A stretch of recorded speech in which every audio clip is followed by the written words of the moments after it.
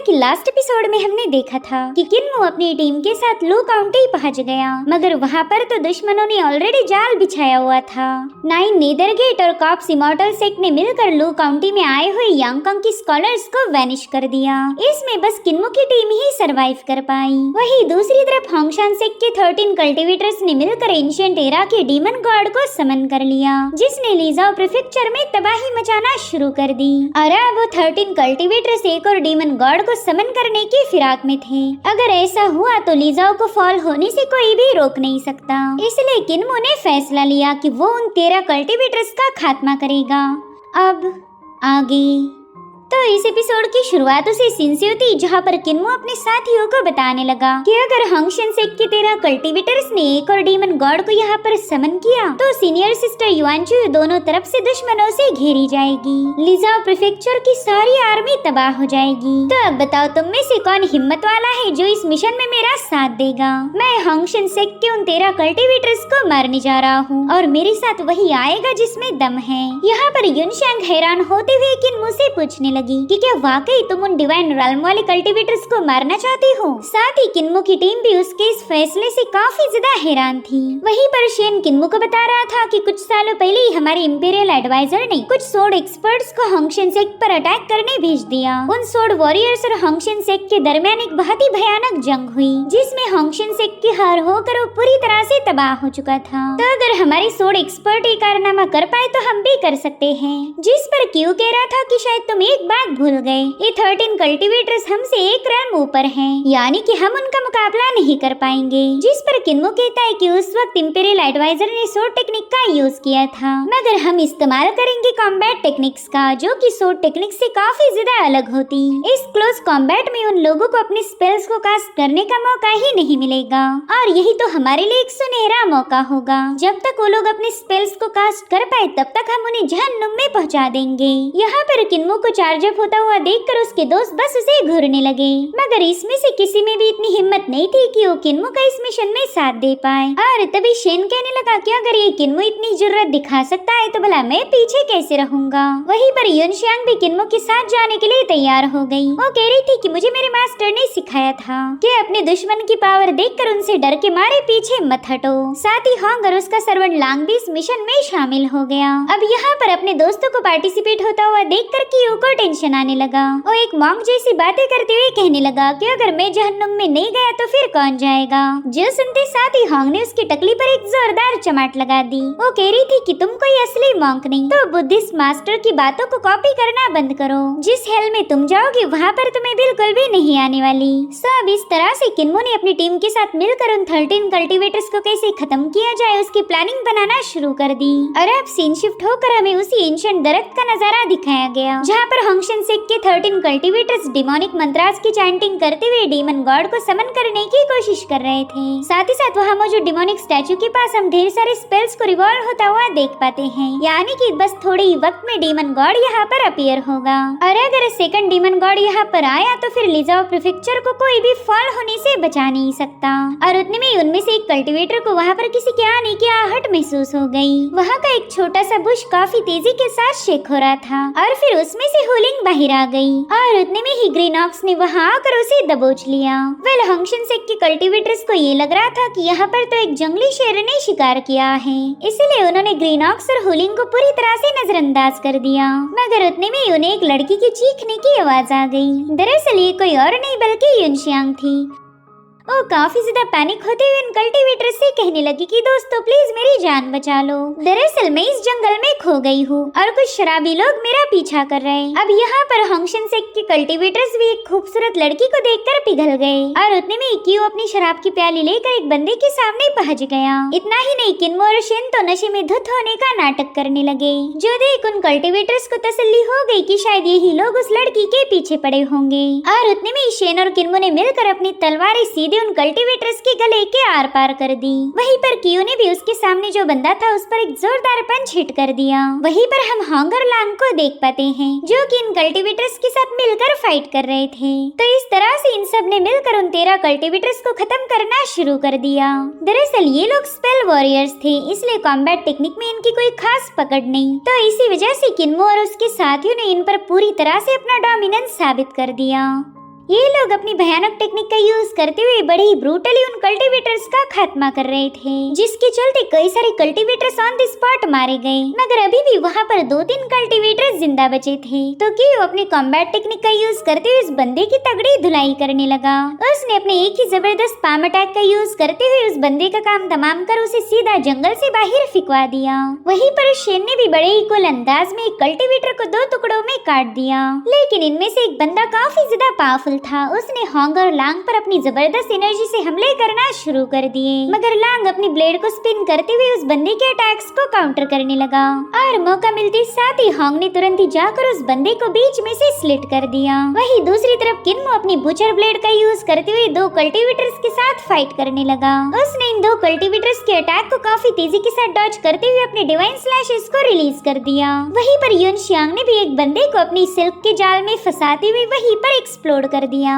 अब उन 13 कल्टीवेटर्स में से बस एक ही बंदा जिंदा बचा था, जो कि इस टीम का लीडर है। तो उसने इन लोगों पर अपनी थंडर पावर बरसाना शुरू कर दी, जो कि इतनी ज्यादा भयानक थी कि सभी लोग उसके नीचे सप्रेस होने लगे। ग्रीन ऑक्स और हुलिंग तो सीधे झाड़ियों में जाकर छुप गए थे। वाले कल्टीवेटर जिस रिंग का यूज करते हुए इस थंडर को समन कर रहा था, वो रिंग सी अपने आप उसके हाथ से निकल गई। दरअसल वो सारी थंडर रिंग्स किन्मो ने उस बंदे के हाथ से छीन ली थी, जो देखकर वो कल्टीवेटर भी थोड़ा सा हैरान हो गया। उसे पता चलने से पहले ही उसकी रिंग चोरी हो गई और अब वो किन्मो पर हमला कर पाई इससे पहले किन्मो ने उसे अपनी ब्लेड से घायल करना शुरू कर दिया, जिसके बाद उस पर लातों मुक्कों की बौछार करते हुए उसे हवा में उड़ा देता है। तो युन शियांग ने अपनी स्ट्रिंग का यूज करते हुए इस बंदे को अपने साथियों की तरफ पहुंचा दिया और फिर इन सब ने मिलकर उस पर बारी बारी हमले करना शुरू कर दिए। वहीं पर शेन आखिरी स्ट्राइक का यूज करते हुए इस बंदे को 2 हिस्सों में काट चुका था। तो अपने इसी कूल अंदाज में किन्मो की टीम ने अपने मिशन को पूरा कर दिया।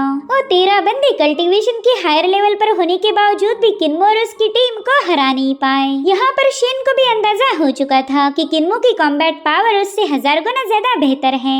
और उतने में इन लोगों को हॉर्न के बजने की आवाज आई, जिसे सुनते साथ ही क्यू कह रहा था कि शायद यांगकांग की आर्मी यहाँ पर पहुँच चुकी, मगर किन्मो ने बताया कि नहीं, तुम्हारा अंदाजा गलत है, ये हमारी आर्मी नहीं बल्कि रेबल्स की आर्मी है। और उतने में वहाँ पर जनरल शाओई की फ्लाइंग कैरेज पहुँच गई। उस कैरेज पर तैनात सिपाही कह रहे थे कि होंगशान सेक्ट के सभी कल्टीवेटर्स जहाज पर आ जाओ, हमारे जनरल शाओई तुमसे कुछ सवाल पूछना चाहते हैं। अब होंगशान सेक्ट के कल्टीवेटर्स को तो किन्मो और उसके साथियों ने ऑलरेडी निपटा दिया था। तो इस अनाउंसमेंट को सुनकर ये सभी लोग पैनिक हो गए। साथ ही साथ जनरल शाओई की सिपाही जंगल में चारों ओर फैल चुके थे, जो देख क्यों कह रहा था अब तो लग गए, ये लोग हमें जिंदा नहीं छोड़ने वाले। इस रेबल आर्मी ने तो हमें चारों ओर से घेर लिया है। तो किन्मो अपनी टीम से कहने लगा कि चलो फटाफट से इन कल्टीवेटर्स के कपड़े उतारो। वेल, कपड़ों का जिक्र सुनते ही सबसे ज्यादा तो क्यों ही पैनिक हो गया, क्योंकि किन्मो ने हर बार फाइट के बाद उसके कपड़े उतारे थे। अब ये सीन यहीं पर कट होकर हमें डीमन गॉड का कहर दिखाया गया, जो कि अपने पाँव के नीचे आने वाली हर एक चीज को रौंदते हुए डिस्ट्रॉय कर रहा था।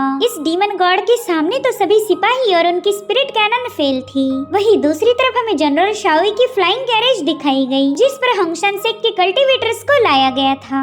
भले ये होंगशान सेक्ट के कल्टीवेटर्स ना होकर किन्मो और उसके दोस्त थे, जो कि अपना होलिया बदल कर यहाँ पर पहुँच चुके हैं। अब जनरल शाओई को ये बात पता नहीं, वो किन्मो से कहने लगा कि इस जंग को शुरू करने से पहले ही हमारे दरमियान एक डील हुई थी। तुम लोगों ने वादा किया था कि तुम यहाँ पर 2 डीमन गॉड्स को समन करोगे और मैं 3 आर्मी प्रोवाइड करूंगा। इस तरह से हम लिजाओ प्रीफेक्चर को पूरी तरह से डिस्ट्रॉय कर सकते थे। तो जल्दी से जवाब दो, तुमने अपने वादे को पूरा क्यों नहीं किया? बताओ, सेकंड डीमन गॉड कहाँ पर है? तुमने उसे अभी तक समन क्यों नहीं किया? तो किन्मो से माफी मांगते हुए कहने लगा कि हम सेकंड डीमन गॉड को समन करने वाले थे, मगर तभी इंपीरियल एकेडमी के जीनियस के ग्रुप ने हमारी टीम पर अटैक कर दिया, जिसके चलते हमारा रिचुअल पूरी तरह से डिस्टर्ब होकर हम डीमन गॉड को समन नहीं कर पाए। साथ ही इस अटैक में हमारा बहुत बड़ा नुकसान हुआ, हमारे कई सारे भाई बहन मारे गए। प्लीज जनरल, हम पर थोड़ा सा रहम दिखाए, हमने ये जानबूझकर नहीं किया। वहीं पर किन्मो के साथियों ने भी रोना शुरू कर दिया था, ताकि जनरल शाओ को उनकी बातों पर यकीन हो जाए। मगर जनरल शाओ ठहरा एक नंबर का कमीना। वो कहता है कि होंगशान सेक्ट ने कसम खाई थी कि वो इस जंग में हमारा पूरा साथ देंगे, मगर तुमने यहाँ पर बस एक ही डीमन गॉड को समन करके हमारे बैटल को डिले कर दिया। तो मिलिट्री के लॉ के अकॉर्डिंग तुम्हें यहीं पर एग्जीक्यूट किया जाएगा। यहाँ पर किन्मो के गले पर तलवार देखकर कियो तो काफी ज्यादा पैनिक हो गया। साथ ही साथ जनरल शाओई के सिपाहियों ने इन्हें चारों ओर से घेर लिया। जनरल शाओ उन्हें हुक्म दे रहा था कि जल्दी से इनकी गर्दन धड़ से अलग कर दो। इनकी कटी हुई गर्दनों को हम अपने कैरेज पर पर टांग देंगे ताकि सबको पता चले कि जनरल शाओ को धोखा देने का अंजाम क्या हो सकता। उतने में ही किन्मो अपना एक आर्टिफैक्ट उनके सामने शो करते हुए कहने लगा कि हम भी डीमन गॉड को समन कर सकते, मगर जनरल शाओ को उसकी बात पर यकीन नहीं हो रहा था। वो कह रहा था कि तुम तो 5 लिमिनरीज वाले एक मामूली से कल्टीवेटर हो, भला तुम एक डीमन गॉड को समन कैसे कर सकते? तुम्हारे सीनियर ये काम कर सकते थे, लेकिन वो तो ऑलरेडी मारे जा चुके। जो सुनते साथ ही किन्मो ने डिमोनिक स्पेल्स की इंचांटिंग करना शुरू कर दी। ये देखकर तो उसकी टीम भी थोड़ी सी हैरान थी। इन डिमोनिक मंत्रास की वजह से वहाँ मौजूद डीमन गॉड का स्टैचू भी ग्लो करने लगा, साथ ही साथ वहाँ का माहौल भी बदल रहा था। अब इस नजारे को देखते साथ ही जनरल शाओई ने अपनी सोड को दोबारा से म्यान में रख दिया। वो कह रहा था चलो फाइनली तुम मेरे किसी काम आओगे। बच्चे, इस मुश्किल वक्त में राइज होने का ये तुम्हारे पास एक सुनहरा मौका है। एंशिएंट टाइम से ये कहा जाता कि एक जंग ही हीरोज को पैदा कर सकती। जब 2 स्ट्रॉन्ग ओपोनेंट्स का मुकाबला होता तब वो अपने डिवाइन टेक्निक्स का यूज करते हैं। उन महान योद्धाओं की जंग को देखकर ही हम अपने नॉलेज को बढ़ा सकते। अगर एक स्ट्रॉन्ग ओपोनेंट तुम्हारा मुकाबला करे तो तुम पर लाइफ एंड डेथ सिचुएशन का प्रेशर बनेगा। उस वक्त तुम खुद को बचाने के लिए इम्पॉसिबल को पॉसिबल करोगे और वहीं से तुम्हारे अंदर का हीरो इमर्ज होगा। जैसे कि तुम्हारे पास स्पिरिट समनिंग और घोस्ट कमांडिंग टैलिस्मान का नॉलेज है। अब तुम ही बताओ, जब हमारी इस दुनिया में शांति फैल जाएगी तब तुम्हारी इस नॉलेज का क्या फायदा? इस मैजिक को तो तुम तभी यूज कर सकते हो जब इस दुनिया में chaos मचा हो। तो ऐसी डिफिकल्ट सिचुएशन में तुम जितना अपने नॉलेज का यूज करोगे तुम उतने ही ज्यादा पावरफुल बनोगे। यहाँ पर किन्मो भी उस बंदे की बातों से पूरी तरह से अग्री था। वो दिल ही दिल में कहने लगा कि स्पिरिट समनिंग और कमांडिंग टैलिस्मान को मास्टर करना काफी ज्यादा आसान था। साथ ही मुझे इन टेक्निक की पावर भी काफी ज्यादा लो लेवल की मालूम होती थी, लेकिन अब हालात बदल चुके। अगर मैं इन डिमोनिक टेक्निक का सही से इस्तेमाल करूँ तो मैं इस जंग की बाजी को पलट कर रख सकता। मैं कुछ ऐसा कर सकता हूँ जो हजारों सोल्जर्स भी नहीं कर पाएंगे। वहीं पर जनरल शाओई कह रहा था कि चलो मैंने तुम्हें जिंदा छोड़ दिया, बस मुझे अपने इस डिसीजन पर रिग्रेट करने का मौका मत देना। तो किन्मो भी उसका शुक्रिया अदा करके वहाँ से निकलने ही वाला था, लेकिन तभी उसे एक बंदे की आवाज आई। वो बंदा कह रहा था कि तुम्हें इतनी भी क्या जल्दी हो रही, जरा मुझसे मिलके तो जाओ। और अब वहाँ मौजूद रेड स्मोक वैनिश होते हुए हम जियाओ नान को देख पाते हैं, जो कि अपने भयानक पाइथन के साथ वहाँ पर पहुँच चुका था। वेल, ये बंदा ड्रैगन टेमिंग सेक्ट का यंग मास्टर है और किन्मो का इसके साथ पहले भी पाला पड़ा था। तो अब जियाओ नान को अपने सामने देखकर किन्मो भी थोड़ा सा पैनिक हो गया। उसे डर था कि कहीं ये बंदा उसे पहचान न ले। वहीं पर जियाओ नान उसे केयरफुली ऑब्जर्व करते हुए कहने लगा कि पता नहीं मुझे ऐसा क्यों फील हो रहा कि मैं इस बंदे से पहले भी मिल चुका हूँ। इसकी आंखें मुझे काफी ज्यादा जानी पहचानी लग रही। अब ये सुनकर किन्मो की टीम को भी टेंशन आने लगा। उन्हें डर लग रहा था कि कहीं जियाओ नान की वजह से उनका पर्दाफाश न हो जाए। वहीं पर जियाओ नान किन्मो से पूछ रहा था कि बताओ मेरे दोस्त, क्या हम पहले भी कहीं मिल चुके हैं? तो किन्मो से बताने लगा कि एक बार मेरे मास्टर ने आपके ड्रैगन टेमिंग सेक्ट को विजिट किया था, उस वक्त मैं उनके साथ था, तो शायद आपने उसी दिन मुझे देखा होगा। वैसे मुझे बिल्कुल भी उम्मीद नहीं थी कि यंग मास्टर जियाओ नान मुझे याद रखेंगे। जो सुनते साथ ही जियाओ नान उसके काफी करीब जाकर उसे घूरने लगा, मगर वो भी जनरल शाओई जैसे किन्मो के जाल में फंस चुका था। और उतने में जियाओ नान जनरल शाओ से कहने लगा कि क्यों ना आप इन कल्टीवेटर्स को मेरे साथ टियानबो सिटी भेजो। तो जनरल शाओ कहने लगा कि कोई भी फैसला लेने से पहला मैं तुम्हारा प्लान सुनना चाहूंगा, उसके बाद ही मैं इन कल्टीवेटर्स को आपके साथ भेज सकता हूँ। तो जियाओ नान उसे बताने लगा कि इंपीरियल एडवाइजर की सदर्न आर्मी हमारे टियानबो सिटी के बॉर्डर के पास पहुंच चुकी है। बस थोड़ी देर में इंपीरियल एडवाइजर टियानबो में मौजूद हमारी फोर्सेस पर अटैक कर देगा। जिस पर जनरल शाओई कहने लगा कि टियानबो सिटी हमारे लिए काफी ज्यादा इम्पोर्टेंट है, वहीं से हम लिजाओ प्रीफेक्चर में अपनी फोर्सेस भेज सकते। अगर यांगकांग की इंपीरियल एडवाइजर ने टियानबो सिटी पर हमला करके उसे अपने कब्जे में ले लिया तो हम लिजाओ प्रीफेक्चर को भी खो देंगे। जिस पर जियाओ नान कह रहा था हाँ बिल्कुल, इसलिए तो यांगकांग की आर्मी के साथ खेलने के लिए मैं डीमन गॉड को समन करना चाहता हूँ। और फिर वो किन्मो के पास जाकर कहने लगा कि मैं चाहता हूँ तुम डीमन गॉड को समन करो, अगर तुम इसमें गलती से भी फेल हो गए तो मुझे तुम्हें सीवियरली पनिश करना पड़ेगा, जो कि मैं बिल्कुल भी नहीं चाहता। वहीं पर जनरल शाओई जियाओ नान से कहने लगा कि आप इन होंगशान सेक्ट के कल्टीवेटर्स को अपने साथ ले जा सकते हो, आप टियानबो सिटी पर अटैक करो और मैं लिजाओ को धूल चटाऊंगा। और अब हमें लिजाओ प्रीफेक्चर का सीन दिखाया जाता है, जहाँ पर डीमन गॉड ने तबाही का एक ऐसा नजारा क्रिएट किया जिसे देखकर ही सिपाहियों की रूह कांपने लगी। साथ ही साथ गवर्नर युआन चुयू को खबर मिली कि कॉप्स इमॉर्टल सेक्ट और 9 नेदर गेट ने उन्हें चारों ओर से घेर लिया है। इतना ही नहीं, जनरल शावी भी अपनी रेबल की कैरेजेस लेकर सीधे उनके कैंप की तरफ आगे बढ़ रहा था। ये सारी खबरें सुनने के बाद भी युआन चुयू जरा भी पैनिक नहीं होती और उतने में ही जनरल शावी की फ्लाइंग कैरेजेस वहाँ पर पहुँच गई। जनरल शावी युआन चुयू से कह रहा था कि पता नहीं तुम ये वफादारी का डंका क्यों बजा रही हो। तुम और मैं दोनों भी हम यांगकांग के लिए बस एक फॉलन नेशन के क्रिमिनल्स हैं। यांगकांग के इंपीरियल एडवाइजर ने हमें बुरी तरह से जलील किया था, जिसके चलते हमें मजबूर होकर उनके सामने घुटने टेकने पड़े और फिर यांगकांग ने बड़ी शान के साथ हम दोनों के नेशंस पर अपना वर्चस्व स्थापित किया। मगर अब हमारे पास एक सुनहरा मौका है। हम यांगकांग से अपने नेशंस को छीनकर उन्हें दोबारा से रिस्टोर कर सकते। तो अब बताओ, क्या तुम अपने नेशन के खातिर यांगकांग के साथ बगावत नहीं करोगी? जिस पर युआन चुयू जवाब देते हुए कहने लगी कि प्रिंस शावी, तुमने यांगकांग नेशन के खिलाफ जंग का ऐलान किया था और उस जंग में तुम्हारा नेशन बुरी तरह से हार गया, तो तुम्हें मजबूर होकर यांगकांग के सामने सरेंडर करना पड़ा। लेकिन मेरे युआन किंगडम के साथ ऐसा नहीं हुआ था। हमने यांगकांग के खिलाफ कभी बगावत नहीं की, उल्टा हमने खुद होकर ही उनके सामने सरेंडर किया था, क्योंकि हम यांगकांग के साथ जंग करके हमारे मासूम सिपाहियों को मारना नहीं चाहते थे। इसका मतलब तो ये हुआ कि तुम्हारी और मेरी सोच में जमीन आसमान का फर्क है। हम दोनों के रास्ते अलग हैं, तो हम बिल्कुल भी एक साथ नहीं चल सकते। तो इस तरह से युआन चुयू ने एक बार फिर से यांगकांग के साथ जंग करने से मना कर दिया। अब सीन शिफ्ट होकर हम इंपीरियल एडवाइजर को देख पाते हैं, जिन्होंने युआन चुयू को समन करने का पैगाम भेज दिया। यहाँ पर एक एल्डर एडवाइजर से कहने लगा कि युआन चुयू की किंगडम को हमने अपने कंट्रोल में लिया था, मगर फिर भी आपने युआन चुयू को लिजाओ प्रीफेक्चर के कमांडर बनाया और उसके भाई को व्हाइट टाइगर आर्मी की जिम्मेदारी सौंप दी। क्या आपको नहीं लगता कि आपने शेर के सामने बकरा बांध दिया? ये दोनों भाई बहन मिलकर हमें धोखा दे सकते। मगर एडवाइजर उस एल्डर की बात का कोई जवाब नहीं देते और उतने में युआन चुयू का छोटा भाई युआन यू वहाँ पर पहुँच गया, जो कि व्हाइट टाइगर आर्मी का कमांडर था। यहाँ पर एडवाइजर ने युआन यू के हाथ में एक टोकन थमा दिया। वो कह रहे थे कि लिजाओ प्रीफेक्चर को प्रोटेक्ट करने की जिम्मेदारी अब तुम्हारी है। यानी कि एडवाइजर पर कभी किसी की बातों का कोई असर नहीं होता, वो तो बस हमेशा अपने दिल की सुनते थे। उन्होंने लिजाओ प्रीफेक्चर को बचाने की जिम्मेदारी युआन यू के कंधे सौंप दी थी। तो बंदा भी अपनी व्हाइट टाइगर आर्मी को लेकर सीधे प्रीफेक्चर की तरफ रवाना हो गया। सो इंपीरियल एडवाइजर के डिसीजन से वो एल्डर काफी ज्यादा गुस्सा हो गया। वो कह रहा था, सीनियर आप हमेशा अपने दिल की नहीं सुन सकते, खासकर जंग के माहौल में कभी किसी पर भरोसा नहीं करना चाहिए। आपने युआन यू के दिल पर दाव लगाया है। युआन यू के कंट्रोल में पूरी की पूरी व्हाइट टाइगर आर्मी है। अगर उस बंदे ने चाहा तो वो हमें अभी भी धोखा दे सकता। अगर आपका दाव उल्टा पड़ गया तो हमारे इतने लोग मारे जाएंगे कि उनकी मेमोरियल टैबलेट रखने के लिए भी जगह नहीं होगी। लाशों के माउंटेन्स बनेंगे और यांगकाई उसके तले पूरी तरह से दब जाएगा। लेकिन इंपीरियल एडवाइजर को युआन यू पर पूरा भरोसा था। वो जानते थे कि युआन चुयू जैसा ही उसका भाई युआन यू भी काफी ज्यादा वफादार है।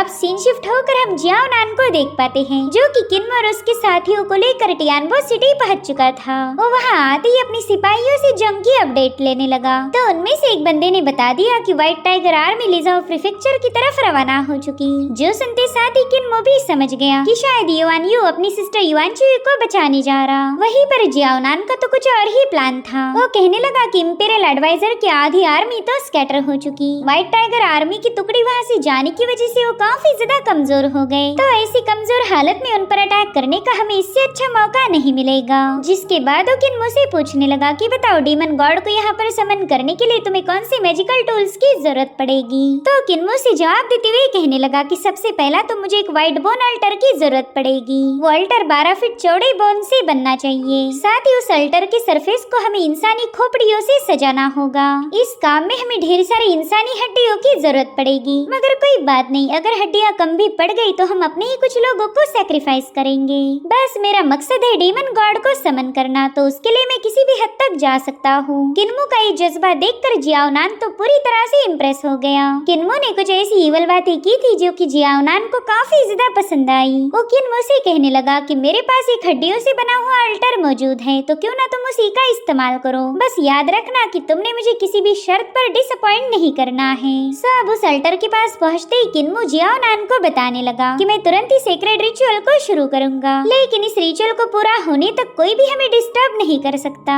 तो जियाओ नान उसके एकदम करीब जाकर कहने लगा कि तुम उसकी फिक्र मत करो, और फिर उसने अपने सिपाहियों को हुक्म दिया कि जल्दी से यहाँ से बाहर चले जाओ। मगर बाहर जाते साथ ही इस जगह को चारों ओर से घेर लेना, साथ ही दूर से ही क्यों ना हो, लेकिन तुम्हें हमारे इन मेहमानों पर नजर रखनी होगी। तो इस तरह से अल्टर का पूरा इलाका खाली हो गया। जियाउनान के वहाँ से जाते साथ ही कियो अपना पसीना पोंछते हुए कहने लगा कि ये बंदा काफी ज्यादा भयानक है। ऐसा कहा जाता कि इसे लड़कियां बिल्कुल भी पसंद नहीं आती, बल्कि इसकी दिलचस्पी तो मर्दों में है, और अगर गलती से उसने मुझे पसंद किया तो फिर मेरी तो वाट लग जाएगी। जिस पर हुलिंग कह रही थी कि तुम्हें घबराने की कोई जरूरत नहीं, तुम्हारी मोटी कमर देखकर तो बंदा वैसे भी भाग जाएगा। और उतने में किन्मो अपनी हेवनली आइज को एक्टिवेट करते हुए उस पूरे इलाके को चेक करने लगा। उस जगह का हर एक कोना बस ह्यूमन स्केलेटन से भरा हुआ था। तो उन्हें देख किन्मो बताने लगा कि हम फिलहाल जियाउनान के ड्रैगन के डेन में हैं। यहाँ पर जितने भी लोग मारे गए उन सबको जियाउनान के ड्रैगन ने अपना खाना बनाया था। उतने में शेन कहता है, टीम लीडर बताओ अब आगे क्या करना है। जिस पर किन्मो कह रहा था कि हम यहाँ पर डीमन गॉड को समन करने आए थे, तो ऑफ कोर्स हम रिचुअल को कंप्लीट करके डीमन गॉड को जरूर से समन करेंगे। जो सुनते साथ ही कियो किन्मो से कहने लगा कि भाई तेरा तो मुझे पता नहीं, लेकिन मुझे होंगशान सेक की स्पिरिट समनिंग और घोस्ट कमांड टैलिस्मान का बिल्कुल भी आइडिया नहीं। सिर्फ मैंने नहीं बल्कि हमारी टीम में किसी को भी इस टेक्निक का कोई आइडिया नहीं। तो किन्मो ने बताने लगा कि मैंने इस टेक्निक को ऑलरेडी सीख लिया है, तो बस तुम्हें बस मेरे इशारे का इंतजार करना होगा। वही दूसरी तरफ युआन चियू को खबर मिली कि सदर्न आउटपोस्ट भी 9 नेदर गेट के हाथों बुरी तरह से डिस्ट्रॉय हो गया। साथ ही उनकी कई सारी फ्लाइंग कैरेज को भी कॉप्स इमॉर्टल सेक्ट ने कैप्चर किया था। इतना ही नहीं, जनरल शावी ने डीमन गॉड की मदद लेकर आर्मी के आउटर वॉल को ब्रेक कर दिया। इसीलिए युआन चियू की आर्मी ज्यादा देर तक अपने ओपोनेंट्स का मुकाबला नहीं कर पाएगी। उन पर चारों ओर से अटैक हो रहे थे और तब तक डीमन गॉड भी बैरियर को ब्रेक करके अंदर पहुंच गया। उसने बैरियर के मौजूद हर एक कैरेज को अपना निशाना बनाया, जिसके चलते युआन चियू के सिपाही चींटियों जैसे मरने लगे। और अब फाइनली वो डीमन गॉड युआन चियू के सामने पहुंच चुका था। वो अपने हाथों तले युआन चियू को मसलने की फिराक में था, लेकिन उसी वक्त वहाँ पर एक गोल्डन सन अपीयर हुआ। उस सन से हजारों गोल्डन सोड रिलीज होकर उस डीमन गॉड पर अटैक करने लगी, जो देखते साथ ही युआन चियू समझ गई थी कि उसका छोटा भाई युआन यू वहाँ पर पहुंच चुका है। युआन यू के वहाँ आने की वजह से युआन चियू को एक नई उम्मीद मिल गई। वो अपने सिपाहियों से कहने लगी कि जितने भी लोग जिंदा बचे हैं उन्हें बता दो कि हमें व्हाइट टाइगर आर्मी को सपोर्ट करना है। जब तक हम जिंदा हैं तब तक लिजाओ प्रीफेक्चर को फॉल नहीं होने देंगे। वहीं दूसरी तरफ जनरल शावी को भी रिपोर्ट मिल गई कि व्हाइट टाइगर आर्मी को लीड करते हुए युआन चियू का भाई युआन यू यहाँ पर पहुंच चुका है। उस बंदे ने तो यहाँ आते साथ ही हमारे डेमन गॉड पर अटैक कर दिया और अब हमें व्हाइट टाइगर की एक विशाल आर्मी दिखाई गई, जिसे कि युआन यू पूरे जोश के साथ लीड कर रहा था। उसने अपने आर्मी को हुक्म दिया कि हम नॉर्थ ईस्ट कॉर्नर से एंटर करेंगे, तो जल्दी से उस जगह को ब्रेक करो। वहाँ पर हमारे जितने भी ओपोनेंट्स होंगे उन पर जरा भी रहम मत दिखाना। वही दूसरी तरफ जनरल शावी युआन यू का ये जज्बा देखकर काफी ज्यादा परेशान हो गया। वो गुस्से में कहने लगा कि ये दोनों भाई बहन तो उस इंपीरियल एडवाइजर के पालतू कुत्ते बन चुके। नहीं, इन्हें तो कुत्ता बोलना भी सही नहीं होगा, ये तो कुत्तों से भी ज्यादा वफादार निकले। और उतने में जनरल शावी से मिलने के लिए होंगशान सेक्ट का एल्डर पहुँच गया। वो बंदा तुरंत ही जनरल शावी को बताने लगा कि मैंने अपनी टीम को 2 हिस्सों में बांट दिया था। पहले डीमन गॉड को मेरी टीम ने समन किया और दूसरे को समन करने की बारी हमारी दूसरी टीम की थी, लेकिन मेरे जो डिसाइपल रिचुअल को परफॉर्म कर रहे थे उन पर अचानक से ही किसी ने हमला कर दिया। उनका बड़े ब्रूटली मर्डर करके उनके टैलिस्मान और कपड़े भी छीन लिए गए। तो हम जनरल शावी के सामने रिस्पेक्ट करते हैं कि प्लीज हमारे होंगशान सेक्ट को इंसाफ दिलाए। जो सुनते साथ ही जनरल शावी को याद आ गया कि जियाउनान को भी इन डिसाइपल पर शक हुआ था और फिर उस बंदे को किन्मो की सारी चालबाजी समझ आ गई। तो उसने तुरंत ही अपने सिपाही को हुक्म दिया कि जल्दी से एल्डर को लेकर टियानबो सिटी पहुंच जाओ, हमारे साथ बहुत बड़ा गेम हुआ है। जो सुनते साथ ही वो सिपाही होंगशान सेक्ट के लोगों को लेकर सीधे टियानबो की तरफ रवाना हो गए। वही दूसरी तरफ किन्मो अपनी टीम के साथ अल्टर की तरफ रवाना हो चुका। तो यहाँ पर युनशियांग उसे बताने लगी कि इस रिचुअल को परफॉर्म करने के लिए होंगशान सेक्ट ने अपने 13 कल्टीवेटर्स का यूज किया था। तो मुझे ये समझ नहीं आ रहा कि तुम अकेले इस रिचुअल को पूरा कैसे करोगे। हालांकि किन्मो इस पर कोई जवाब नहीं देता। उसने तुरंत ही अपना एक कंटेनर बाहर निकालते हुए उसे अपने साथियों की तरफ पास कर दिया। वो कहता है कि ये मेरा मिराज इंसेंस सेडेटिव है, जिसे मैंने अपने हाथों से बनाया था। मैं चाहता हूँ कि इस सेडेटिव का यूज करके तुम इस जगह को गार्ड करो, लेकिन सबसे पहला तुम्हें एक एंटीडोट भी लेना पड़ेगा। तो किन्मो की टीम ने उन सिपाहियों से छुपकर तुरंत ही उस एंटीडोट को कंज्यूम कर लिया, यानी कि किन्मो की इंसेंस सेडेटिव का इन पर कोई असर नहीं होगा। और अब किन्मो ने तुरंत ही उस मैनुअल को ओपन कर दिया, जिसमें डीमन गॉड को समन करने का रिचुअल लिखा गया था। उसे ठीक से पढ़ने के बाद वो अपनी टीम को बताने लगा कि मैं रिचुअल की शुरुआत करूंगा और तुम्हें बस मेरे मूवमेंट को कॉपी करना है और हाँ ऐसी एक्टिंग करो कि सभी लोग कन्विंस हो जाए। इन सिपाहियों को तुम पर जरा भी शक नहीं होना चाहिए। और इतना कहते साथ ही किन्मो ने डिमोनिक मंत्रास की चैंटिंग करना शुरू कर दी। साथ ही उसकी टीम भी उसके मंत्रास के साथ साथ उसकी हर एक मूव को भी फॉलो करने लगी। इन्हें देखकर तो ऐसा लग रहा था कि मानो ये यकीनन होंगशान सेक के इवल कल्टीवेटर्स हैं। इधर शेन परेशान होकर युनशियांग से कह रहा था कि पता नहीं किन्मो हमसे क्या क्या करवा रहा। खैर ये बंदा चाहे कुछ भी क्यों ना करे, डीमन गॉड का यहाँ पर आना काफी ज्यादा जरूरी है। और उतने में उनके सारे टोकन उस स्टैचू के आसपास जाकर रिवॉल्व होने लगे। साथ ही साथ वहाँ पर एक डिमोनिक फॉर्मेशन सेटअप हुआ था। वहाँ का बदलता हुआ नजारा देखकर शेन दिल ही दिल में कहने लगा कि ऐसी कोई चीज नहीं जो इस किन्मो को ना आती हो। और उतने में होंगशान सेक का एल्डर अपने साथियों को लेकर वहाँ पर पहुँच गया। वो बंदा तुरंत ही जियाओ नान को बताने लगा कि जल्दी से इस रिचुअल को रोक दीजिए। ये लोग हमारे होंगशान सेक के डिसाइपल नहीं बल्कि यांग कांग के बहरूपीय हैं। जो सुनते साथ ही जियाओ नान का गुस्सा 7वें आसमान पर पहुँच गया। उसने तुरंत ही अपने ड्रैगन टेमिंग गेट के सिपाहियों को हुक्म दिया कि जल्दी से उन इम्पोस्टर्स को कैप्चर करो। वो सब के सब इम्पोस्टर्स हैं, उनमें से कोई भी जिंदा नहीं बचना चाहिए। वही दूसरी तरफ किन्मो डिमोनिक टैलिस्मान का इस्तेमाल करते हुए डीमन गॉड को समन करने की फिराक में था। मगर तब तक ड्रैगन गेट के सिपाही अपने पाइथन्स के साथ वहाँ पर पहुँच गए। मगर वो लोग हमला कर पाए इससे पहले किन्मो के साथियों ने वहाँ पर हार्ट लॉस सेंस का ब्लास्ट कर दिया, जिसके चलते इसी सेंस की चपेट में आने वाला हर एक बंदा और उसका बीस्ट बेहोश होने लगा। उनकी बॉडी पूरी तरह से नम हो गई। अब वो किसी पर भी हमला नहीं कर सकते थे। इधर जियाओनान ने नोटिस किया कि ये सेंस पूरी जगह में फैलने लगा है, तो उसने तुरंत ही अपने साथियों को हुक्म दिया कि जल्दी से विंड गोर्ड को एक्टिवेट करो। तो उन लोगों ने अपने विंड गोर्ड्स को एक्टिवेट करते हुए वहाँ फैले हुए एसेंस को उसमें भरना शुरू कर दिया। किन्मो को पता था कि अब उसके पास ज्यादा वक्त नहीं बचा, उसे कुछ भी करके डीमन गॉड को यहाँ पर समन करना होगा, तभी वो और उसके साथ यहाँ से जिंदा वापस जा सकते थे। इसलिए किन्मो ने अपने डिमोनिक मंत्रास की चैंटिंग को और भी ज्यादा तेज कर दिया। वहीं पर किन्मो के साथ ही परेशान हो गए। वो जानते थे कि हार्ट लॉस एसेंस पूरी तरह से वैनिश हो जाएगा और अगर तब तक किन्मो डीमन गॉड को समन नहीं कर पाया तो इनका खेल खत्म। और बस कुछ ही पलों में हार्ट लॉस एसेंस पूरी तरह से वैनिश हो गया था, जो देखते साथ ही जियाओनान ने तुरंत ही इन्हें कैप्चर करने का हुक्म दिया। यहाँ पर किन्मो के बिजी होने की वजह से शेन अपनी टीम को लीड कर रहा था। वो अपने साथियों से कहता है कि कुछ भी करके हमें किन्मो को प्रोटेक्ट करना है, इनमें से कोई भी बंदा किन्मो पर हमला ना करने पाए। तो इन सभी लोगों ने अपनी अपनी पावर्स का इस्तेमाल करते हुए वहाँ पर एक पावरफुल शील्ड को फॉर्म कर लिया,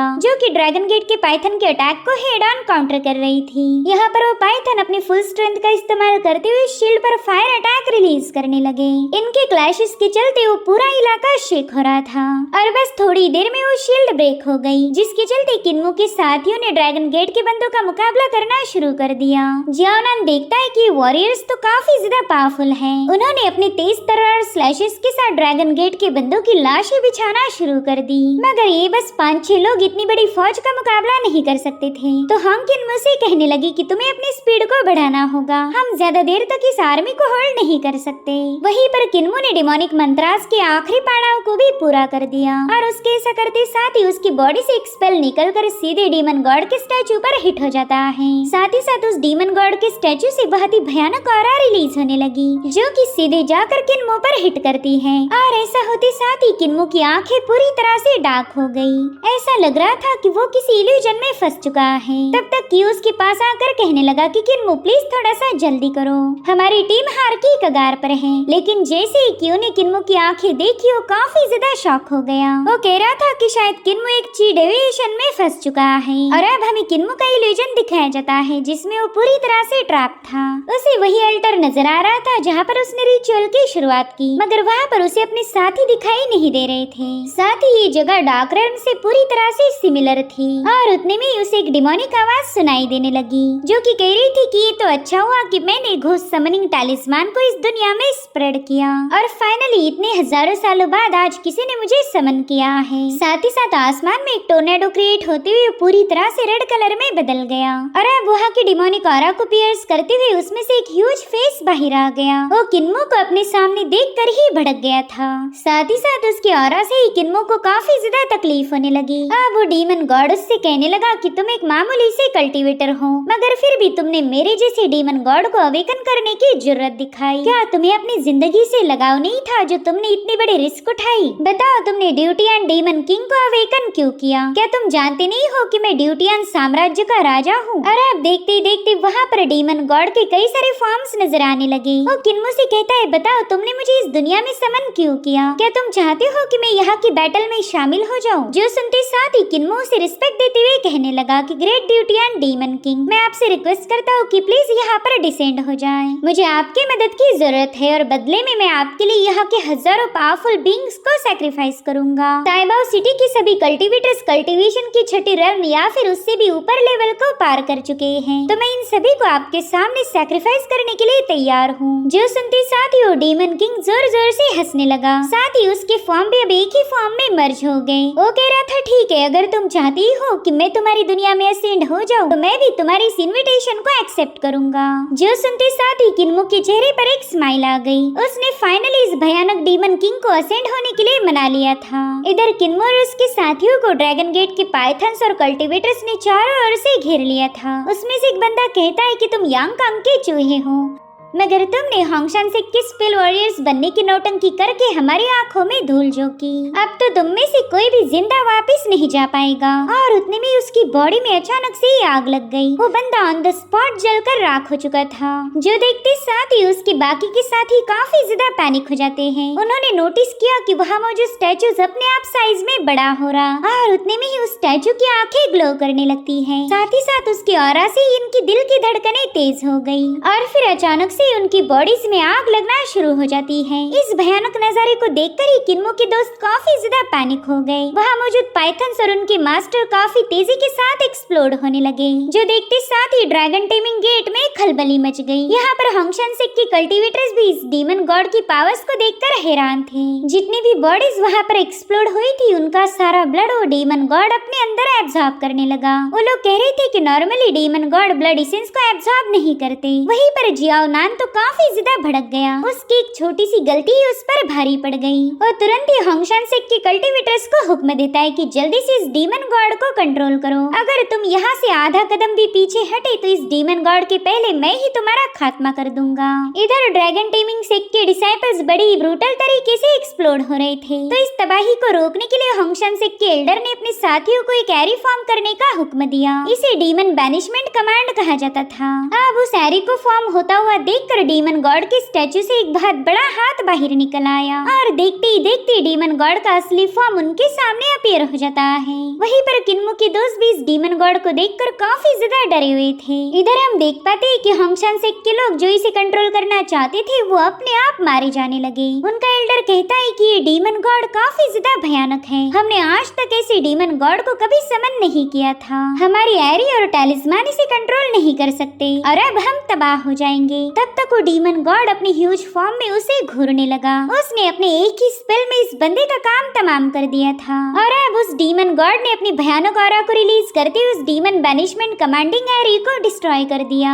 इस डीमन गॉड के अपीयर होते ही ड्रैगन टेमिंग गेट में खून की नदियां बहने लगी। यहाँ पर जियाओना ने एक जगह पर छुपकर इस डीमन गॉड को ऑब्जर्व करने लगा। उसने अभी तक किन्मो और उसके साथियों का रियल फेस नहीं देखा था, इसलिए वो काफी ज्यादा कंफ्यूज है कि आखिर वो बंदा कौन था जिसने इतने भयानक डीमन गॉड को यहाँ पर समन किया। वहीं पर डीमन गॉड किन्मो के साथियों को देख लेता है जो कि एक पेड़ के पीछे छुपे हुए थे। किन्मो को पता था कि ये डीमन गॉड उन्हें भी खत्म कर देगा, इसलिए वो कहने लगा कि महान ड्यूटियन डीमन किंग, ये आपकी ऑफरिंग्स नहीं है बल्कि ये सभी आपके सर्वेंट हैं। हम सब ने मिलकर ही आपको समन किया था, तो प्लीज इन्हें नुकसान मत पहुँचाए। मगर वो डीमन किंग कहाँ ही उसकी सुनने वाला था। वो कहता है अपनी बकवास बंद करो, तुम्हारे पास वो अधिकार नहीं जो तुम डीमन किंग को हुक्म दे पाओ। अब अगर मैं यहाँ पर आ ही गया हूँ तो मैं अपनी मर्जी से सैक्रिफाइस लूंगा। और इतना कहते साथ ही उस डीमन गॉड ने किन्मो के माइंड स्पेस पर अटैक कर दिया। उसकी डिमोनिक एनर्जी बड़ी तेजी के साथ किन्मो के माइंड स्पेस में घुस चुकी थी। यहाँ पर किन्मो समझ गया कि ये डीमन गॉड उसके कॉन्शियसनेस को सीज करना चाहता है ताकि वो किन्मो के जरिए इस सैक्रिफाइस रिचुअल को कंट्रोल कर पाए। और अब यहाँ पर हमें किन्मो के स्पिरिट एम्ब्रियो का नजारा दिखाया गया जो कि पूरी तरह से इस ब्लड एनर्जी में ट्रैप हो गया। पहला तो उसका एम्ब्रियो इस भयानक पावर्स को देखकर ही काफी ज्यादा पैनिक हो गया। वहीं पर किन्मो चाहकर भी इस डिमोनिक एनर्जी को रिस्ट्रेन नहीं कर पा रहा था और उसी वक्त किन्मो ने पहना हुआ पेंडेंट अचानक से ग्लो करने लगा। उस पेंडेंट से रिलीज होने वाली एनर्जी इतनी ज्यादा भयानक थी कि उस डीमन गॉड को भी तकलीफ होने लगी। और अब हम किन्मो के एम्ब्रियो को देख पाते हैं जिसकी आंखें पूरी तरह से रेड हो चुकी थी। इनफैक्ट उस एम्ब्रियो को तो इस डिमोनिक एनर्जी को देखकर ही मजा आने लगा। अब यहाँ पर किन्मो का एम्ब्रियो ऐसे रिएक्ट क्यों कर रहा था इसका रीजन हमें फिलहाल तो बताया नहीं गया। और अब उस एम्ब्रियो के माथे पर एक और आईज अपीयर हो गई जो कि इस डीमन गॉड की एनर्जी को एब्जॉर्ब करना शुरू कर देती है और फिर उसका एम्ब्रियो इवल स्माइल करते हुए वहाँ से गायब हो गया। साथ ही किन्मो ने देखा कि उस जगह पर ढेर सारे स्केलेटन्स गिरते जा रहे। वहीं पर डीमन गॉड उससे हैरान होकर पूछ रहा था कि बताओ तुमने अपनी बॉडी में किसे हाइड करके रखा है। मगर किन्मो को कोई आइडिया नहीं थी कि ये डीमन गॉड किसके बारे में बात कर रहा। और अब उस डीमन गॉड ने गुस्से में आकर तबाही मचाना शुरू कर दी। वहीं पर किन्मो के साथियों ने तुरंत ही वहाँ से भागना शुरू किया तो जियाओनान भी अपने पाइथन पर सवार होकर वहाँ से रवाना हो गया। उतने में ही शेन ने नोटिस किया कि किन्मो उनके साथ नहीं है, वो तो अभी भी उस स्टेचू के सामने खड़ा था। और फिर अचानक से उसे होश आ जाता है। उसने देखा कि डीमन गॉड उसके साथियों को कुचलने की फिराक में है मगर किन्मो ने समय रहते अपने साथियों को बचा लिया। यहाँ पर वो लोग किन्मो को बता रहे थे कि ऐसे भागने से कुछ भी नहीं होने वाला, वो डीमन गॉड तो हमें एक दो स्टेप्स में ही कैच कर लेगा। अगर तुम्हारे पास और कोई तरीका है तो प्लीज उसका इस्तेमाल करो वरना हम सब के सब मारे जाएंगे। तो किन्मो बताता है कि मेरे पास टेलीपोर्टेशन की एबिलिटी है लेकिन मैं उसमें तुम्हें टेलीपोर्ट नहीं कर पाऊंगा। पोर्टल वाली मेथड बस मुझ पर ही काम करती है। और उतने में ही उस डीमन किंग ने अपना पाँव जोरों से पटकते हुए इन सभी को हवा में उछाल दिया। और उसी वक्त ड्रैगन किलिन अपने पावर्स को एक्टिवेट करते हुए कहने लगा कि अब यहाँ से आगे मैं संभालता हूँ। यहाँ पर हम देख पाते हैं कि ड्रैगन किलिन की बॉडी से बहुत ही तेज फायर रिलीज हो रही है। साथ ही साथ उस साइज में काफी ज्यादा बड़ा हो चुका था। उसने एक ही सेकंड में इन सभी को अपनी पीठ पर कैच करते हुए वहाँ से भागना शुरू कर दिया। अगर आज ड्रैगन किलिन इनके साथ नहीं होता तो ये सब के सब उस एक्सप्लोजन में मारे जाते। वहीं पर डीमन गॉड ने भी इन्हें भागते हुए देख लिया था। वो अपने मुंह से आग बरसाते हुए कहने लगा कि आज तुम सभी लोग मेरे हाथों मारे जाओगे। तुम सभी की हड्डियों का इस्तेमाल करके मैं यहाँ पर एक ग्रैंड अल्टर को बिल्ड करूंगा। देखते ही देखते डीमन गॉड की फायर ड्रैगन किलिन के एकदम करीब पहुंच चुकी थी। इतनी तेज स्पीड होने के बावजूद भी वो डीमन गॉड को बीट नहीं कर पा रहा था। यहाँ पर ये डीमन गॉड इन सबको सैक्रिफाइस करते हुए अपनी ट्रू बॉडी को समन करना चाहता है। साथ ही वो डीमन गॉड कहने लगा कि यहाँ पर मेरी ट्रू बॉडी के साथ सभी हेवनली डीमंस भी अपीयर होंगे। हम सब मिलकर तुम्हारी इस दुनिया को डिस्ट्रॉय करके यहाँ पर राज करेंगे। वहीं पर किन्मो अपनी हेवनली आईज को ओपन करते हुए आगे का रास्ता चेक करने लगा। वो सीधे लेफ्ट की तरफ मुड़ गया था जो देखते साथ ही जियाओनान को और भी ज्यादा टेंशन आने लगा क्योंकि उसी इलाके में जियाओनान के फादर की सेक्लूजन की चेम्बर थी जहाँ पर वो कल्टीवेट करने में बिजी है। इधर किन्मो को फॉलो करते हुए डीमन गॉड ने उस पूरे इलाके को डिस्ट्रॉय करना शुरू कर दिया। चारों ओर बस तबाही का मंजर था।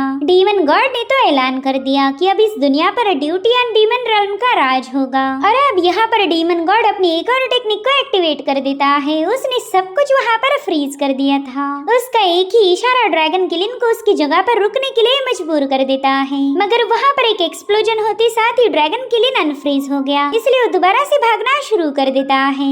दरअसल ये धमाका किया था जियाओनान के फादर ने जो कि कल्टीवेशन से बाहर आ चुका है। वो अपने ड्रैगन पर सवार होकर डीमन गॉड से पूछने लगा कि बताओ तुम कौन हो और तुमने हमारे टियानबो सिटी में तबाही मचाने की जरूरत कैसे दिखाई। साथ ही यहाँ पर उसने अपने सिपाहियों को हुक्म दिया कि जल्दी से कॉइलिंग ड्रैगन किलिंग एरी को फॉर्म करो। यहाँ पर जियाओनान अपने फादर से कहने लगा कि प्लीज ऐसा मत करिए, आप चाहकर भी इस डीमन गॉड को हरा नहीं पाओगे। मगर तब तक डीमन गॉड को कई सारे पाइथन्स ने चारों ओर से घेरना शुरू कर दिया। वो सभी पाइथन उसकी बॉडी से लिपट चुके थे और अब जियाओनान के फादर का ड्रैगन उस डीमन गॉड पर अपनी फायर से अटैक करने लगा। देखते ही देखते उस डीमन गॉड की बॉडी में पूरी तरह से आग लग गई। इधर किन्मो कह रहा था कि शायद ये बंदा कोई और नहीं बल्कि ड्रैगन किंग है। इसे ड्रैगन टेमिंग सेक्ट का मास्टर भी कहा जाता। यहाँ पर जियाओनान के फादर को ऐसा लग रहा था कि वो आसानी के साथ इस डीमन का खात्मा कर पाएगा मगर किन्मो अच्छे से जानता है कि ड्रैगन किंग चाहे कितना ही पावरफुल क्यों ना हो ये डीमन गॉड को खत्म नहीं कर पाएगा। और होता भी बिल्कुल वैसे ही। उस डीमन गॉड ने तुरंत ही अपनी आंखें खोल दी। इस हमले ने तो उसके गुस्से को 7वें आसमान पर पहुंचा दिया था इसलिए वो बड़ी ही तेजी के साथ उस ड्रैगन को दबोच लेता है जिसने उस पर फायर अटैक किया था। यहाँ पर वो ड्रैगन काफी जोर जोर से चीखने लगा। वो चाहकर भी डीमन गॉड की चपेट से खुद को बचा नहीं सकता था और फिर डीमन गॉड ने बड़े गुस्से में आकर उसे टियानबो सिटी पर दे मारा।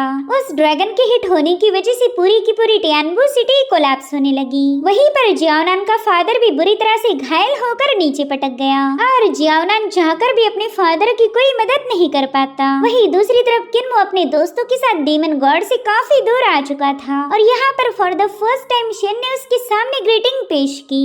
इतना ही नहीं, यहाँ पर उसने किन्मो को मार्शल अंकल के नाम से पुकारा था। कुछ दिनों पहले ही शेन ने किन्मो को बोला था कि जब वो अपनी काबिलियत साबित करेगा तभी शेन उसे मार्शल अंकल बुलाएगा और आज किन्मो ने अपने एबिलिटीज के दम पर शेन का दिल जीत लिया। वहीं दूसरी तरफ डीमन गॉड ने अपनी बॉडी से बहुत ही भयानक ऑरा रिलीज कर दी जिससे वहाँ मौजूद हर एक पाइथन जलकर राख होने लगा। मगर जियाओनान ने जैसे तैसे खुद को बचा लिया, साथ ही उसका पाइथन भी उसके पास पहुंच चुका था। तो जियाओनान तुरंत ही उस पर सवार होकर वहाँ से भागने लगा। वो काफी तेजी के साथ किन्मो की टीम के पास पहुंच चुका था। यहाँ पर किन्मो सोच रहा था कि भले ही टियानबो सिटी पूरी तरह से जलकर राख हो गई, लेकिन ये बंदा अभी भी जिंदा है। उसे तो किन्मो और उसके साथियों पर काफी ज्यादा गुस्सा आ रहा था, लेकिन वो फिलहाल इतना कमजोर है कि उन पर एक अटैक भी नहीं कर सकता। फिलहाल ये लोग आपस में बैटल करने की बजाय उस डीमन गॉड के कहर से बचने की फिराक में थे और उतने में ही डीमन गॉड की फायर इनके काफी करीब पहुंच चुकी थी और फिर वहाँ पर एक जोरदार धमाका हो गया जिसमें सभी लोग बुरी तरह से घायल होकर जंगल में फेंके जाने लगे। ड्रैगन किलिन के साथ साथ जियाओनान का पाइथन भी बुरी तरह से इंजर्ड था और अब ये सीन यहीं पर कट होकर हमें वुडिंग काउंटी का नजारा दिखाया गया जहाँ पर यांगकांग की आर्मी तैनात थी। इंपीरियल एडवाइजर के साथ जो जनरल था वो उन्हें बताने लगा कि सदर्न बॉर्डर के लोगों ने जीत हासिल करने के लिए डीमन गॉड को समन किया। एक डीमन गॉड लिजाओ प्रीफेक्चर में है और दूसरा है टियानबो सिटी में। मैंने तो कभी सपने में भी नहीं सोचा था कि ये लोग जीत हासिल करने के लिए इस हद तक गिर जाएंगे। ये तो जंग में विक्ट्री हासिल करने का काफी ब्रूटल तरीका है। जिस पर इंपीरियल एडवाइजर जवाब देते हुए कहने लगे कि लिजाओ प्रीफेक्चर को तो युआन सिबलिंग्स ने बचा लिया। भले डीमन गॉड वहाँ पर तैनात है, लेकिन ये दोनों मिलकर उसे तगड़ी टक्कर देंगे। डीमन गॉड लिजाओ प्रीफेक्चर को तबाह नहीं कर सकता। मुझे तो बस एक ही बात का दुख है कि हमारे कई सारे स्कॉलर्स इस जंग में मारे गए। उनके जंग में हिस्सा लेने से पहले नाइन नेदर गेट ने उन्हें निगल लिया। इसका सीधा मतलब ये है कि हमारे स्कॉलर्स के आने की खबर ऑलरेडी दुश्मनों के पास थी। अगर ऐसा नहीं होता तो वो लोग कभी हमारा इतना नुकसान नहीं कर पाते। मुझे कुछ भी करके उस मास्टरमाइंड को ढूंढना होगा जिसने हमें धोखा दिया। अब तो इस मैटर को मैं खुद ही इन्वेस्टिगेट करूंगा। साथ ही साथ टियानबो सिटी में मौजूद डीमन किंग को देखकर कहने लगे कि जिसने भी इस डीमन किंग को समन किया है उसने तो हमारी यांगकांग की मदद कर दी। टियानबो सिटी में हमारे दुश्मन ड्रैगन टेमिंग सेक्ट का अड्डा था जो कि अब पूरी तरह से डिस्ट्रॉय हो चुका है। ये तो अच्छा हुआ कि टियानबो सिटी खुद ब खुद ही डिस्ट्रॉय हो गई। हमें यहाँ पर अपने सोल्जर्स का खून बहाने की जरूरत नहीं पड़ने वाली। जिस पर वो जनरल कहने लगा कि यही तो वजह है कि राइजस पाथ के लोग आपकी सोच को समझ नहीं पाते। आप एक डीमन गॉड की तबाही को अच्छा बोल रहे, शायद इसी वजह से वो लोग आपको एक डीमन कल्टिवेटर मानते आ रहे। उन्हें ऐसा लगता है कि आज न कल आप पूरी तरह से डेमोनिक पाथ के फॉलो बनोगे। खैर वो लोग चाहे कुछ भी क्यों ना बोले, आपको उनकी बातों से कोई फर्क नहीं पड़ता। साथ ही साथ आपने युआन की सिबलिंग की मदद से लिजाओ प्रीफेक्चर को स्टेबल कर दिया। इस बात के लिए मैं आपको अप्रिशिएट करता हूँ। पहला तो मुझे लगा था कि वो दोनों भाई बहन मिलके आपको धोखा देंगे, लेकिन ऐसा नहीं हुआ। अब जैसे लिजाओ प्रीफेक्चर पर दोबारा से यांगकांग की हुकूमत आएगी तब मुझे नहीं लगता कि राइजस पाथ के फॉलोअर आपके खिलाफ जाएंगे। जिस पर यांगकांग के एडवाइजर कहने लगे कि मेरे एक्शंस के बारे में उन्हें कुछ भी बोलने का अधिकार नहीं और ना ही वो लोग मुझे जज कर सकते। ये काम तो हजारों सालों के बाद होगा। हमारे जाने के बाद मैंने यहाँ पर जितनी भी सुधारना की थी उसकी विटनेस बनेगी हमारी फ्यूचर की जनरेशन और सिर्फ उन्हें ही मेरी हरकतों को जज करने का अधिकार है। मैं आज जो भी करूँगा उसका सीधा असर हमारी फ्यूचर जनरेशन पर होगा। अगर हजारों सालों बाद उन्हें ऐसा लगा कि मेरे एक्शंस गलत थे तो मैं समझ जाऊंगा कि मैं फेल हो गया।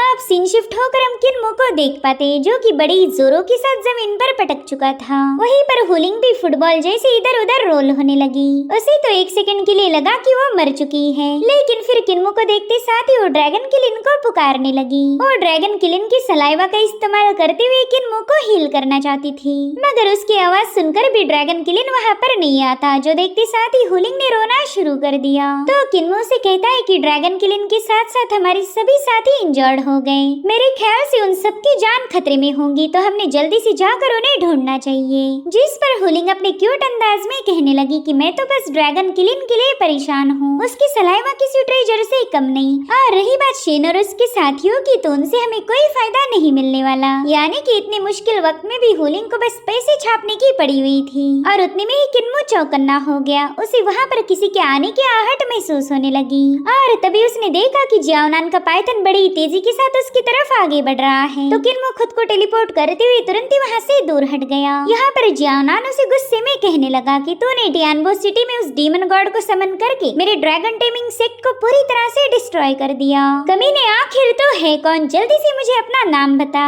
इधर किन्मो टेलीपोर्ट होकर एक पेड़ के पीछे छुप गया था। वहीं दूसरी तरफ जियाओनान का पाइथन वहाँ पर एक अजीब सी ऑरा को फैलाने लगा। साथ ही जियाओनान भी चिल्ला चिल्ला कर पूछ रहा था कि बता तो किसके लिए काम करता है, क्या तुझे उस इंपीरियल एडवाइजर ने भेजा था? और अब वो अपने पाइथन पर सवार होकर उस पूरी जगह को चेक करने लगा। वो कह रहा था मैं जानता हूँ तो यही कहीं पर छुपा हुआ है, अगर तुझ में जरा भी दम होगा तो तू मेरे सामने आएगा। मगर उतने में ही जियाओनान को ब्लड की वोमिटिंग होती हुई बुरी तरह से घायल होकर पाइथन से नीचे गिर गया। मगर किन्मो फिलहाल इस पर कोई एक्शन नहीं लेता क्योंकि उसका पाइथन वहीं पर मौजूद था। और उतने में ही किन्मो ने देखा कि जियाओनान बड़ी अजीब तरीके से उठने लगा है। किन्मो को उसके हड्डियों के ब्रेक होने की आवाजें आने लगी और फिर जियाओनान ने अचानक से अपना मुंह खोलना शुरू कर दिया। उसका मुंह एक रबर जैसा स्ट्रेच हो रहा था। इस भयानक नजारे को देखकर तो किन्मो भी एक सेकंड के लिए पैनिक हो गया। उसे समझ नहीं आ रहा था कि आखिर जियाओनान के साथ हो क्या रहा है। और उतने में जियाओनान के मुंह से एक सिर बाहर आ गया। किन्मो तो तुरंत ही समझ गया कि यहाँ पर जियाओनान खुद को हील करने के लिए अपनी स्किन को शेड कर रहा है।